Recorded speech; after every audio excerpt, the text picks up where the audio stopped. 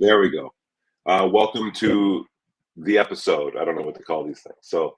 Um, yeah, I'm Tupacabra. I'm going to be going over something called the Hitch-Hiker effect, at least as far as I can kind of wrap my mind around it. And I drew up something a while ago, and I've been using it kind of to share in spaces when we talk about it. And it's given me a lot of ways to visualize this concept that I didn't have before. So I figured it would be a good time to just kind of go over it and see what we think about it. If you guys have any questions, leave in the comments. If you guys want to hit me up on Twitter afterwards, feel free. It'd be cool. I'd love to hear you guys' ideas about this. And so let's just kind of dive into it.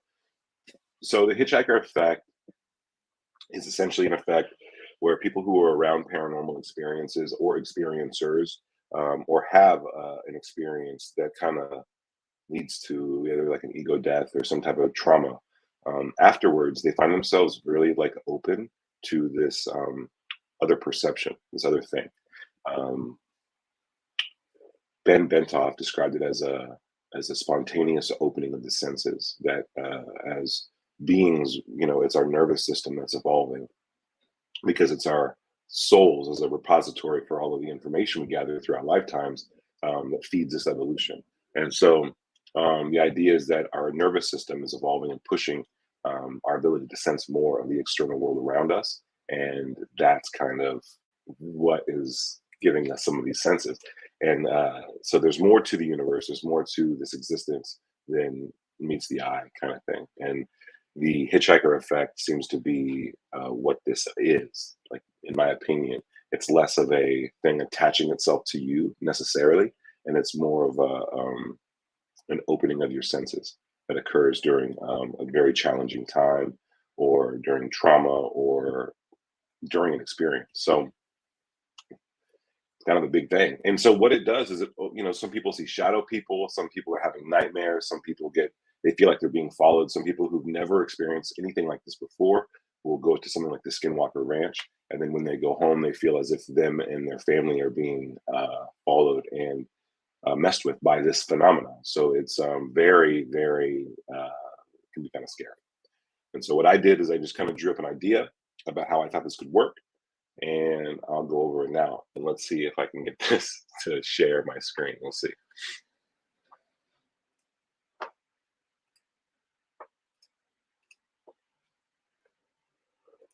Okay, so there's that. Maybe we can get it to go. Oh, this is fun. This is a good time.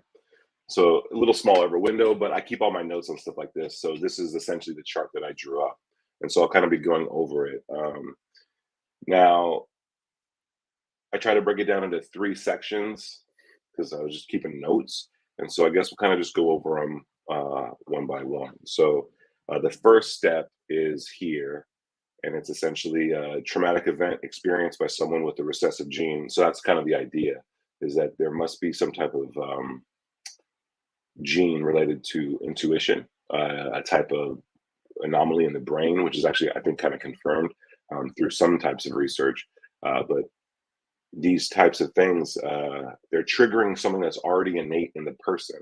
They're not creating a new avenue, but there's something in a person, in their brain, that might be sensitive to something like this. It appears to me that that's the case. And so Gary Nolan looked into, along with Kit Green and obviously a lot of other people, a cohort of people who've seen this kind of phenomena, and during the daytime. And a lot of these people were like part of like already like government agents and stuff. So the sample size they took might have been small, but it was kind of reputable people. And what they found was that there was this anomaly, this dense density in something in the brain called the caudate and the putamen, which is referred to often as the brain within the brain. It stores and keeps track of things like sensory input, which to me really triggered this idea of Istak Bentoff's idea that our sensory system, our nervous system, is the thing that's evolving and pushing forward.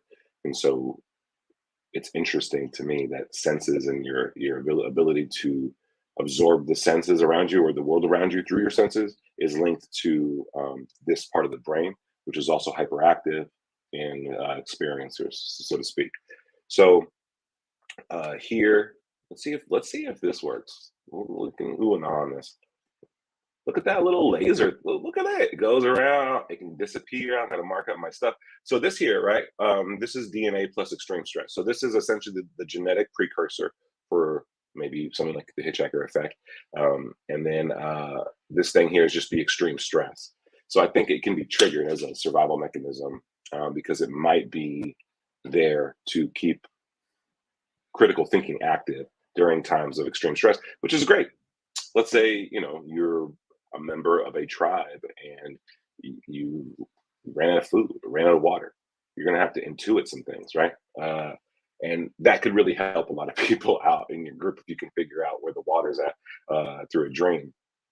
It can be pretty sick. So stuff like that, I think, would be really cool as an evolutionary advantage. The idea to kind of see through time is how I would look at it. Like if all time is nonlinear, what the hell is happening when you intuit something? I don't know. I think it could be related to time. So here I kind of break this down that the traumatic event, stress, shock, whatever, can activate dormant genes. We know about dormant genes already, right? And here's a question I don't know, but could this activation trigger a contact itself? Could you be innately susceptible to this? And then when it's activated, could that draw the phenomenon to you now? Could you be considered an active channel? Who knows? And so here's this thing I call like the tuning fork theory. Essentially, tuning forks, if they're frequency based, you can knock them and they'll ring. But if you have two tuning forks tuned to the exact same pitch and you knock one, the other one will also ring. So it's called sympathetic resonance.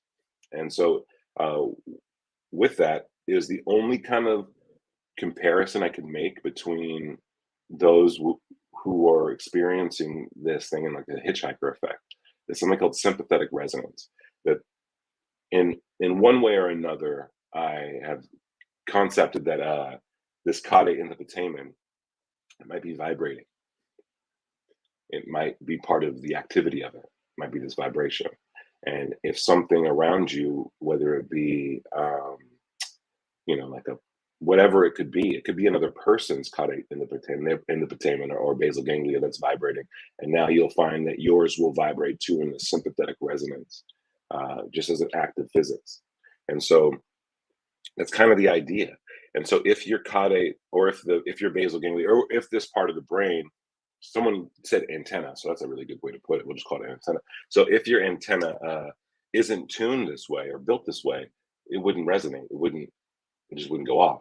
So you wouldn't necessarily be, absorbed in this experience the same way someone else would. And so here I just kind of drew it as a little smaller. And that's not to say people are, it's not a good or bad thing. You'll find out that this could be just as bad as it is good. It's just an innate skill.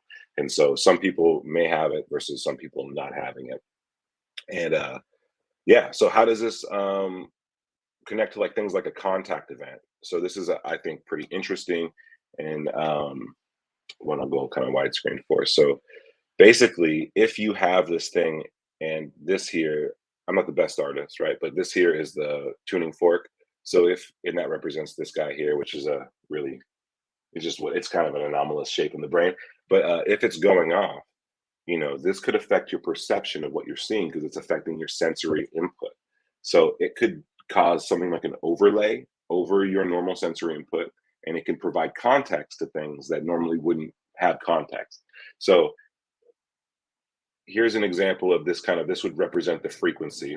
Again, I don't know. That's what it is. And this is kind of what was being seen and what's being seen with the mind's eye.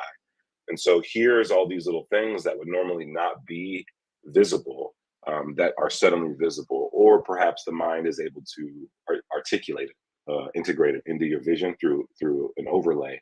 And now you can see something that normally people would just didn't evolve the ability to see.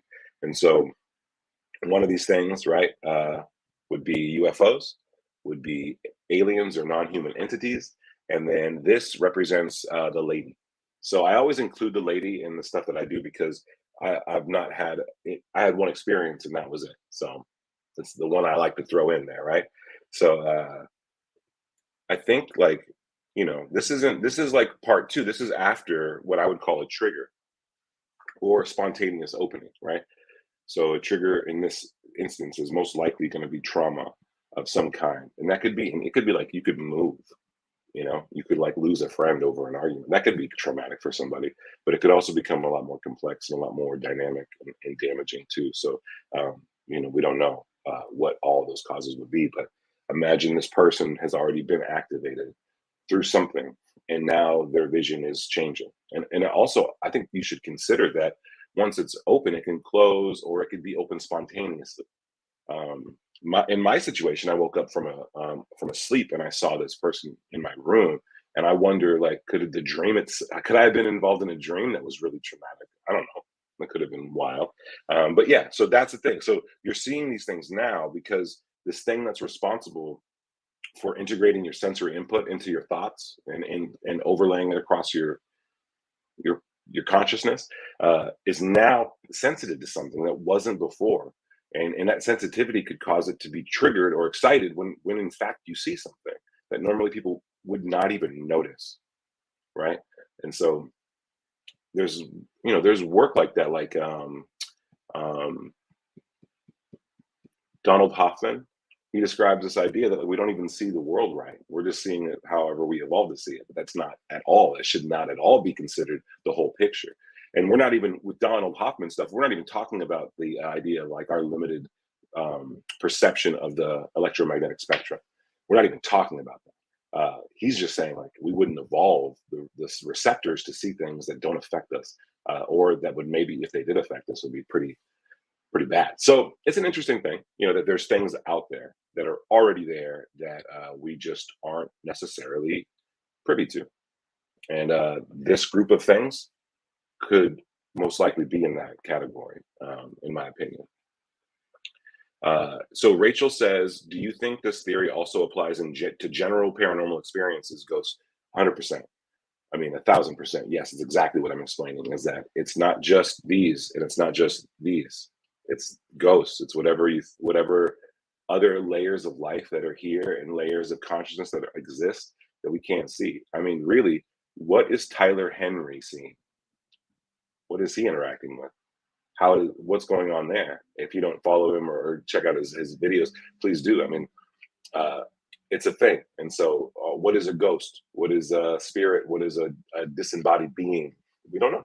It could literally be a layer of existence or another time, maybe, right? But just right there. Um, yeah, someone references to like Wi-Fi. Absolutely, it's a wireless signal.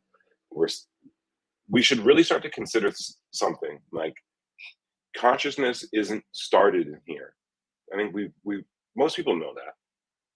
We should start to really wrap our minds around that like our thoughts are more like a radio signal coming from some source, and our bodies or our DNA is the receiver for it, like a radio. A radio doesn't produce the sound, it doesn't produce the signal, it just receives it, and it's just floating through the air. So like that's what consciousness is. It's just this thing floating around. And then we were we're built to, and most people are tuned to absorb one. I think maybe some people there could be a malfunction or there could be a thing, and people could be receiving multiple signals. But either way, there's all kinds of stuff going around, and there's all kinds of stuff around us that we're not necessarily like seeing.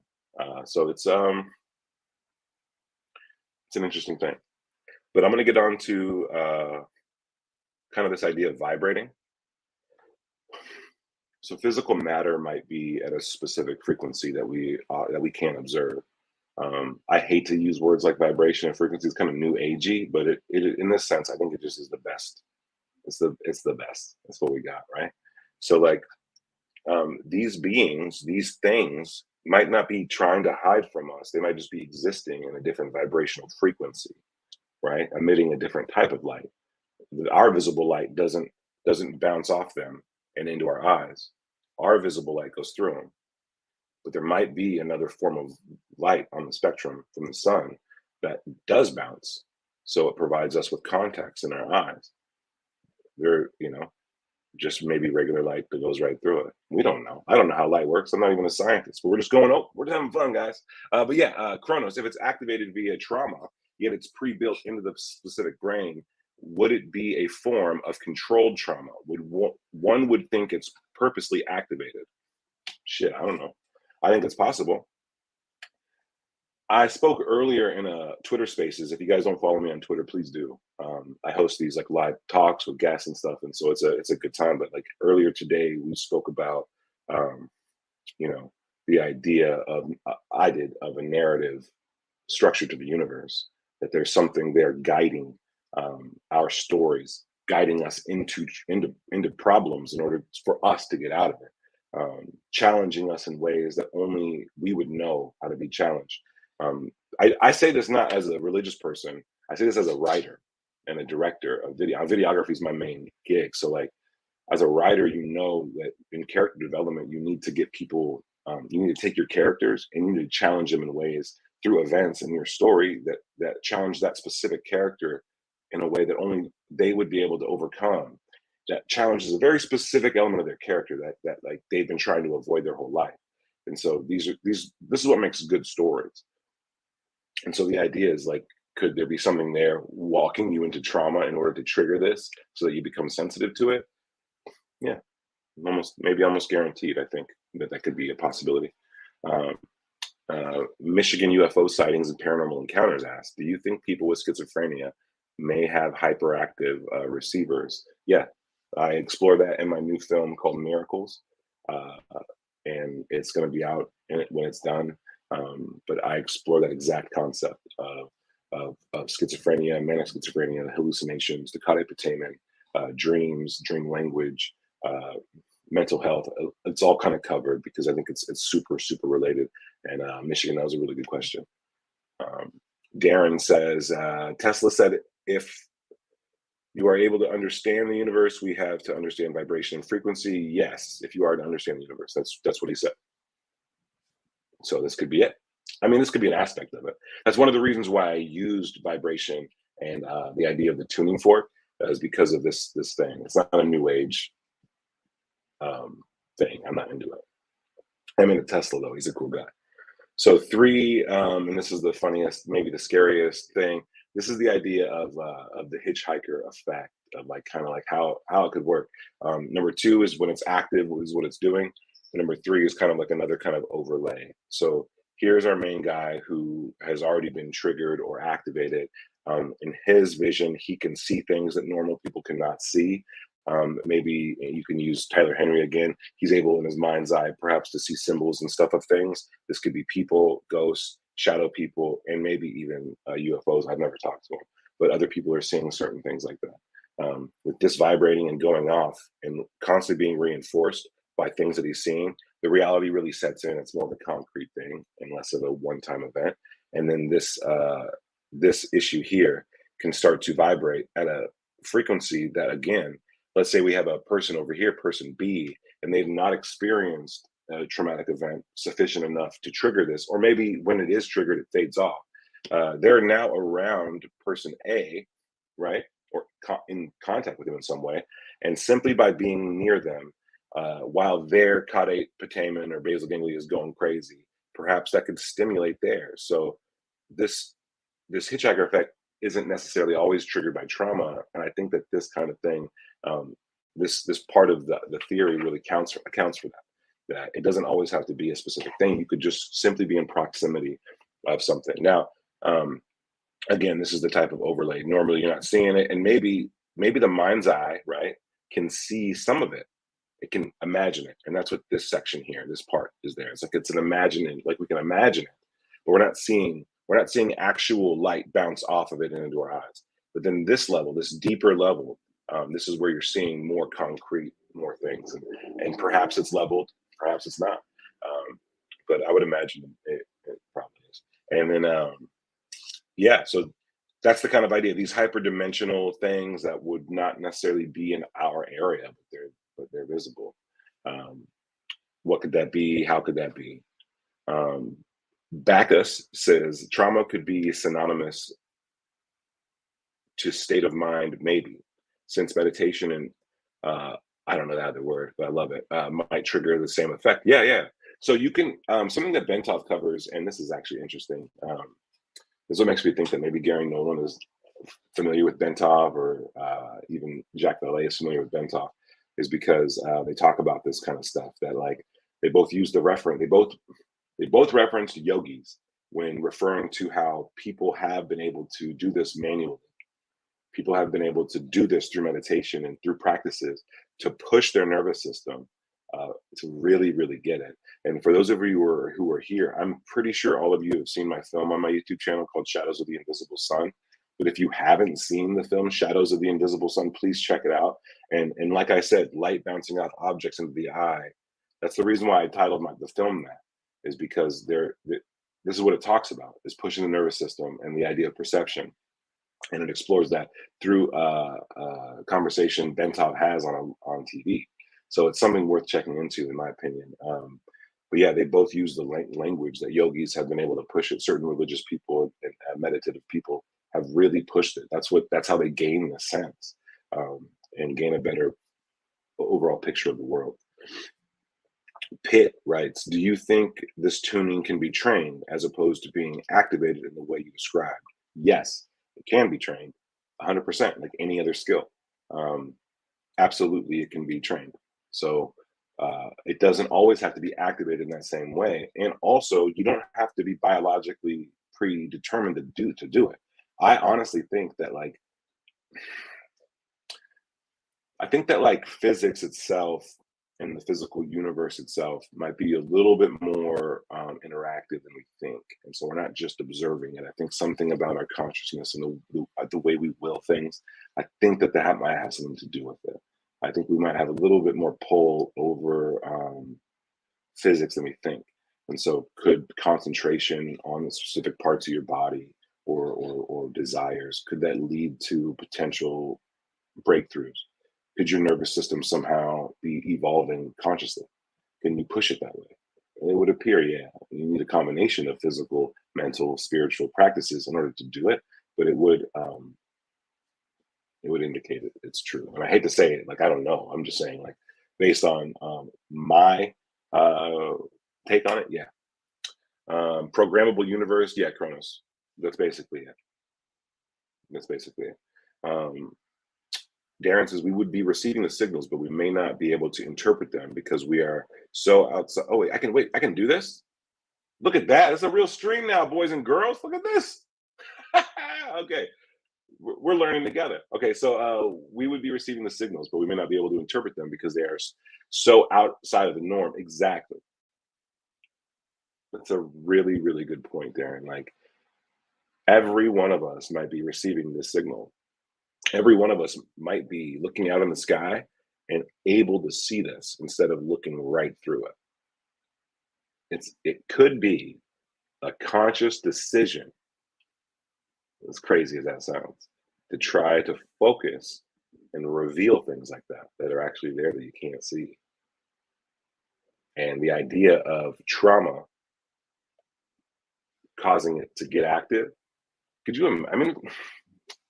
I ask this question, a lot of people don't. So imagine if you, human beings evolved, I think, in a tribal situation, nomadic, but also kind of how, there's the variety. And so I think that I think it's totally possible that, if someone in your tribe, one of your 100 people has this thing going on for it, and, you can feed them and get them kind of let them stay in that state of mind, they're going to be perceiving a lot of things and a lot of different meanings for things. So synesthesia is something that we should really be paying attention to with this stuff, because in another dimension, in another plane of existence, an apple might not be an apple. It might be represented as an apple might represent a number of different things. So it's important to get a good grip on all this stuff to try to figure out the different types of representative languages that there are.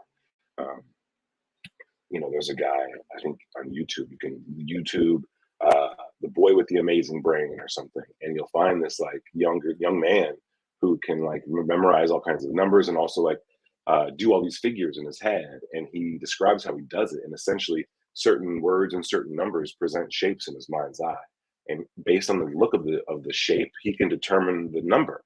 So he's correlated, he's made a language between his, the words he says, the things that he's supposed to really be thinking about, and the random things that are coming up into his mind. He's created a language for that, and it worked.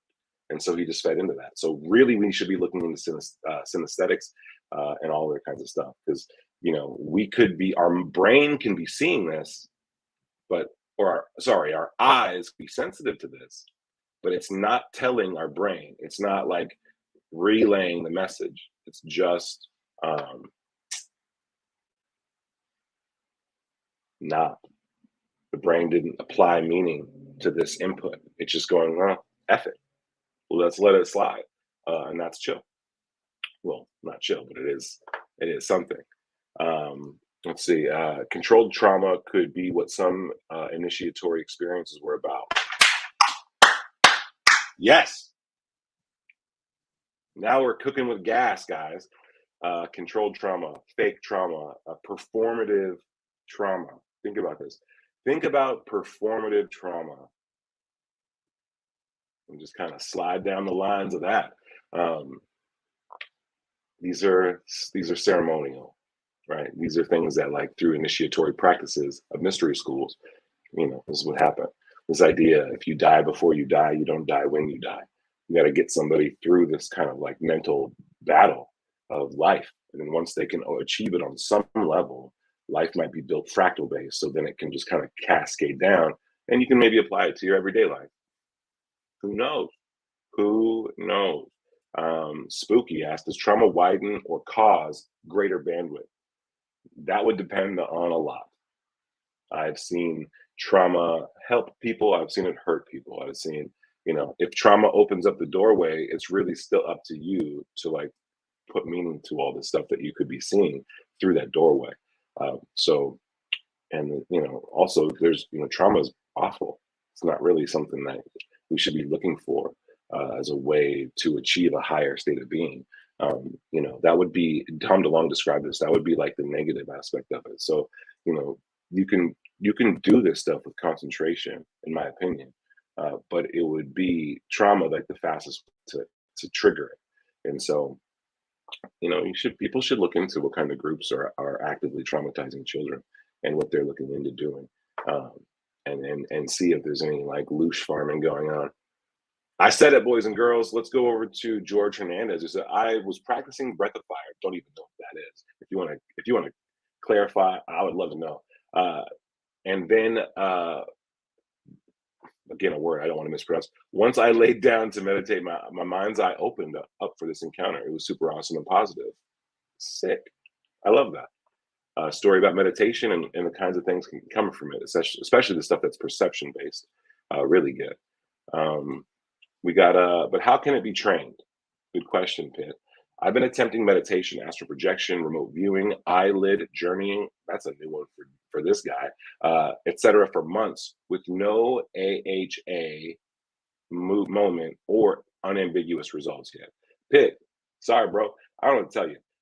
This is a number one reason why I steer clear completely from trying to induce this.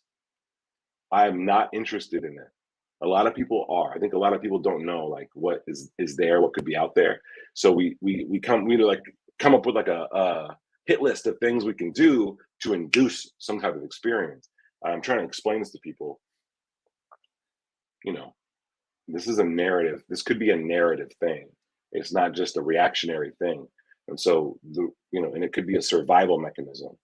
So you don't necessarily want to be triggering this stuff artificially and inducing it. Or if your goal, Pit, is to, like, see something that you can't explain, or to better understand kind of this topic, I would say that there's a lot to say about your journey now on it versus the results you're getting. You might want to examine it at a different angle. If you're not getting the results you're looking for, that's only it. But yeah, and he says, I've had some results, but nothing even close to definitive. Welcome to the club. Welcome. I don't know. Get a camera ready, get a thermal camera ready, and try to document this stuff as best you can. And get monitor your own heart rate. Maybe you'll see something in the data if you're not seeing something in your own perception. Rapid breathing. I don't know if that's a comment on me. right now or the thing, but yeah, I think I've heard of that.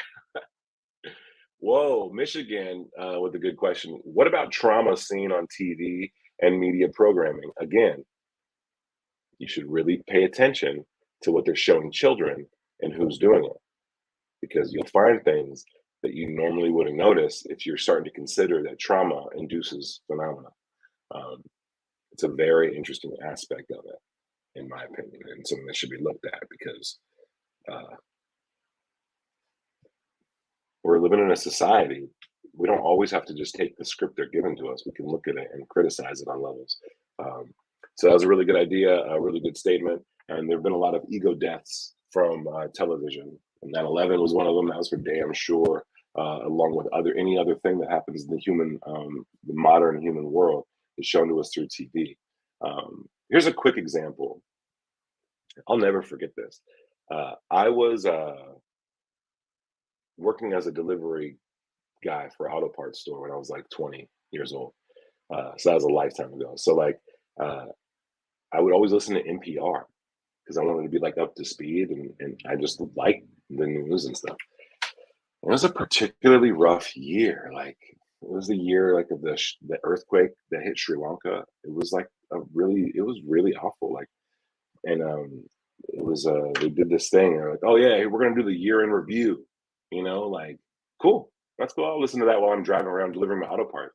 And it was like this montage for 5 minutes of screaming and crying, reports of death and fire, reports of destruction and mayhem, reports of murders. It was a 5 minutes of hate. It wasn't a year in review. And I turned off NPR. I never turned it on ever since. It was traumatic. It traumatized me, and it was something that should be looked into uh, as a programming mechanism for people. If you traumatize them, they become in a plastic state of mind where they're kind of glazed over and they don't know what to do, and then you can suggest what they do. So if you're listening to trauma porn or you're always watching it on the news, one should be weary of that and monitor kind of how they're going about their choices after that. And there's been studies. I can't cite them and I won't put it up here, but if you consider your mortality more, you behave selfishly and on a shorter time frame. So you're just like, the idea of even contemplating your own mortality causes behavioral changes in us, and we should be more mindful of that. We got this one spooky. 9/11 was a collective trauma. The switch to fear-based model. It kind of was. From this has come eventual enlightenment over time. I agree trauma is not good, but it can have an effect on opening up people's minds. Everything we go through has that effect. It could be good or bad. But that's a really good point. I think trauma activates the dormant sensors in the brain that we have suppressed because our comfortable lives have rendered them needless, like how time slows down in traumatic circumstances. It's an interesting theory. Uh, Want to talk about trauma? My fifth grade teacher told me a story about a car accident once, and he was like, "Yeah, it happened in slow motion. A body flew out the windshield in slow motion." I was 10 years old. Anyway, I'll never forget that story. But he said it, and I'm like, "Oh, so when you remember like traumatic events, maybe you're remembering them. You know what I mean? In slow motion, but also like maybe it's happening because you're processing every frame much faster, or sorry, much longer. Like you know what I mean? I don't know. Adrenaline can do a lot of stuff. So we survive in ways we might not always know. Um, Darren is with yeah, that was the old comment. My bad, Darren, but I love your questions today. The fastest way to induce would probably be mushrooms. At the very least, this should be studied. Okay, especially in Oregon where it's legal. Guess where I'm at, ladies and gentlemen? Not to dox myself, but I'm in a state where it's legal. That's a really good idea or a good point. Although I don't know. I don't know if mushrooms are the same thing. I don't know. I'd have to like really look into that before I suggest that or back that up. But I think that's an interesting theory for sure, Patrick. These comments are kind of dope. I appreciate you guys being here and popping in for this. My first UFO sighting was after having shingles. I wonder if that triggered the start of the stream of progressing contact with this phenomenon. Well, how traumatic was your case of shingles? Emotionally, that could have easily triggered it if it was something that was really hard to deal with. Absolutely. But also, shingles isn't that a viral thing, so that could affect the mind and perception too. That'd be really cool to look into. Um, I'm just putting this up here for the love. This is my kind of stream. Thanks for the info. Well, thanks for being here. This has been really exciting, really cool. And I'm going to keep it kind of short today because I want to give myself some room to maybe pop back in a little later. And I've been doing Twitter Spaces for a long time, and it's been really great to like be in that Twitter space. And I've just really neglected the YouTube for a minute. So I'm going to be doing more streams of this stuff and things like this to present my ideas and my theories through my Patreon, and then eventually they'll be uploaded here too on YouTube. And you can find my Patreon, my TikTok, and my website, my Twitter, all in my info page, I think, on my YouTube channel. But definitely check my Twitter account for a lot of more constant news drops, ideas, photos, all kinds of random stuff that I post, drawings, this kind of stuff. But if you guys like this format, if you guys had it and you guys had a good time, it feels like we all had a really great time, then please share this video, suggest this video, like and subscribe. And yeah, these comments are killing it today, and I can't thank you guys enough. I'm gonna get to the last of them, and then we'll kind of try to wrap it up, unless suddenly 100 people flood in. We'll just kind of keep it going. We got some with some quick feedback. Yeah, okay, that's good feedback. You can't use your phone. Okay, this is not me. This is not a me issue. But yeah, love the streaming visuals, but since I don't have YouTube Premium, I cannot use my phone for anything else while I'm watching this. I hear you. It sucks. Like, you can't even close it. You can't do anything. You have to be stuck here. So, but the good thing is, Pitt, is this is a stream that you can always go back and watch. So I suggest just kind of taking advantage of that for the now. But YouTube Premium is a good service because the ads are crazy. And so once you get into it, which I do have, you're going to be just breezing by this stuff. So, and you can use your phone for other apps while it's going on. So that's my response to Pitt. Also, Pitt, thank you. Thanks for being here. Thanks for the questions. Estimate of the situation, another account you guys should all follow right now. I think trauma forces a paradigm shift if confronted appropriately and offers an opportunity for growth. Keyword confronted. I agree 100%. Great mind on estimate of the situation. That's a really good way to put it. It presents, maybe the forces is one way, but it presents a paradigm shift.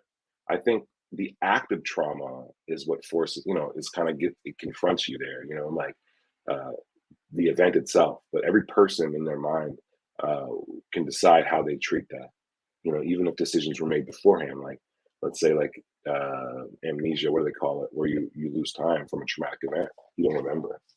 So the brain will decide to just block that out on its own. You don't have to say it. You don't have to say it. So you're right. I mean, there's a forceful nature to it there. But the opportunity is always there for anything that we go through to be a stepping stone or a stumbling block. And I think I quoted Edgar Casey there for that. So if you guys are interested in that, where I got that idea. Shout out to Oregon. Used to live in PDX. Sending much love from Germany. No way, dude. That's awesome. Last night, I ran into a friend of mine who just moved back from Germany, who grew up here too. So Germany and PDX, I mean, we got some love going on there. George Hernandez says, thanks to Bacabra. I don't have a Twitter, so I appreciate. Oh, damn. See, this is what I mean. I've been neglecting my YouTube folks, man. That's my bad, George. You're very welcome, and I'll be doing more streams like this. I can talk for probably 75 days straight without needing a break. So I can do these streams. I can bust it out. I can help it out. Someone says consider a better mic. Fair enough. Fair enough. Right now I'm using my earbuds, all right? And I'm getting like signal interference, as I think most people have solar flares effing up their vibe. So I'll consider that. I'm also going to consider a green screen. We'll see. We'll see. Thanks for the tip. Viruses are the agents of evolution. Interesting take. I haven't looked into it, but I definitely will check that out. Spooky, thank you for being here. It is just food for thought. I don't know how this goes. I'm not a doctor. I just have an idea. So food for thought is really pretty much all this really is. I think it's good. Luke, what's up, man? Cool. I agree. I can't wait for the next project. That documentary is going to help bring a lot more intelligent people to this topic. I hope so. Move the needle forward. I mean, I really hope so. That's the best I could have asked and hoped for when I create content, is to push move the needle forward. I don't want the stuff I do to be controversy based or like um, you know, rooted in anything other than let's push this forward. I have a very easy time communicating ideas to people, so it's the best thing I think I can do for the community is communicate ideas, either ones that I come across or I've developed, or other people's ideas. It's been good, and the more I do that, the more I focus on what can help the field that I like to engage in, the more responses I've gotten, not only from people but also from like the creative gods or whatever. Like I get inspiration from this stuff, so it's really good. Um, Anything that takes your attention out of the normal into it could happen should do. Yeah, I agree.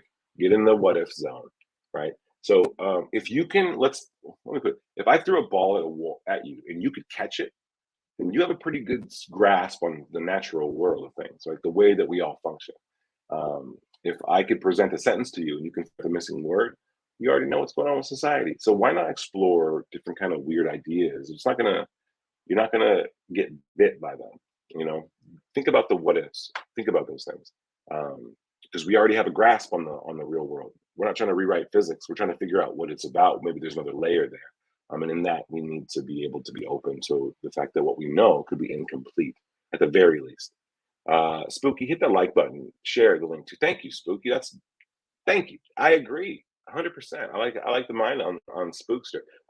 Love the spaces you do, by the way. I appreciate the more positive discussions versus people trying to communicate via tweets. Yes, yes. The reason why I posted I do the spaces is because I found myself. I wanted to find my own account, like look at it. I don't know why. I just looked at it. I finally hit profile, and then I started scrolling through my tweets, and I noticed that like all of them at one point were just really really negative. Like they were like critical. They were like memes, like reactionary memes. And so I just thought I looked like a jackass if someone were to find it. And I didn't like the way it looked for me. So I started to curate my feed a little bit more. And in the process of that, some controversy got kicked up in the Twitter sphere. I was noticing how it was being treated, which was very poor and very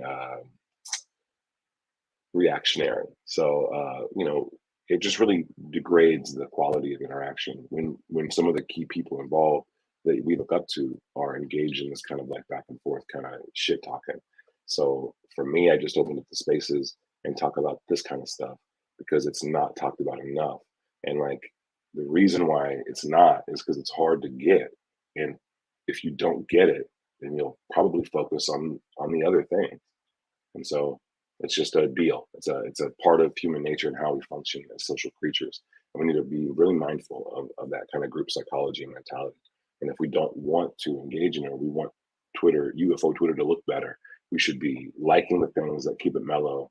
And if we enjoy the controversy, just enjoy it, laugh, but move on. Every time you like it or share it, it's going to keep that kind of shit going. But it is, I'm not saying it's not. I grew up in the '90s with like Jenny Jones and Jerry Springer, and so I get it. People like controversy and stuff. Um, Luke says you deserve a lot of respect and credit for the work you. Oh, thanks, man. The work you've been putting in and contributing in a huge way. Thank you. I appreciate that a lot. Thanks, Luke. Nobody expects to spend. Okay, that's fair. That's fair. Greg asks, when does Shadows of the Invisible Sun Part 2 come out? I talked about that a little earlier. Because of the things I'm investigating, it's kind of more personal and it covers a lot of ground. And it's really woo. So I want to make sure with the edit and the music and everything that I'm not over wooing it.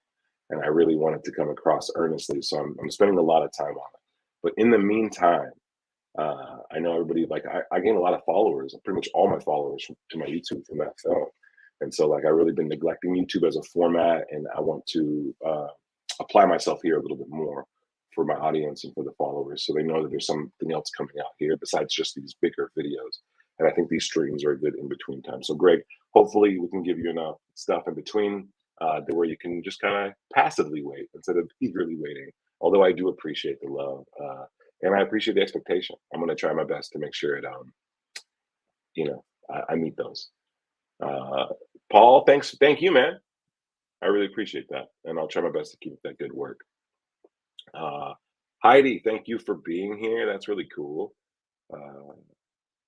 Greg said, I would thoroughly enjoy a space or interview with Greenwald Jr. Me too. I'm happy to talk to Greenwald. And I have a lot of respect for what he does and the things he does. I don't know. about the guy's interaction on Twitter. I've heard that there's some people that there's like walls put up. I'll just put it that way. But I don't care. He seemed like a really good researcher. He's always been nice to me. He's never attacked me or called me a cult leader. So I love him for that. Let's get over to Melissa Thompson. I just heard about the book called The Chaos Machine. Sick title. Don't know anything about it. I'm going to check that out. And then we got Sam in here saying, "Thanks, Sam. Really appreciate it. Thank you, Sam." That's a real meta comment. I love it. Two Sams. You know, and we can handle this. Thank you guys for listening and allowing me to be a voice in the community. I've had a couple goals growing up, dreams, and engaging at a level like this in a field like this has always been one of them. I was a shit student, and I'm not going to be a scientist. So like, this is like the coolest thing about this research is that it's very grassroots. It's very like, we can do it. If you can read, if you can collect ideas and put them together, then you can kind of have a voice here. And one of the things I've been doing is not just that with ideas and theories, because I think those can come and go and they should change as you learn more information, but also with like, the art stuff and everything else. I just try to make it so I was providing as much as I was getting from it, and it really worked. And I appreciate you guys all for watching and for listening, and then for encouraging me to keep doing it and keep being better at it. And I'm gonna keep busting it out. So you might catch me in the spaces later. You might catch me just around, but I'll try to do another stream very soon, if not tomorrow, just so we can keep this kind of stuff going. And if you ever want to pop in and join the stream, feel free. I'll start sharing that clip out too. And hopefully by that time, I get like a cool logo or something and like some backdrops and maybe a fun song. I don't know. But I want to make this as fun for you guys as other people do. The greats, there have been some great shows, great streams, and there currently are some really good ones too. And I just want to kind of hit that mark so that everybody knows I'm putting in work in this too for you guys. So thanks again for being here, and I'll catch you guys next time, whenever that is, hopefully soon. See you guys.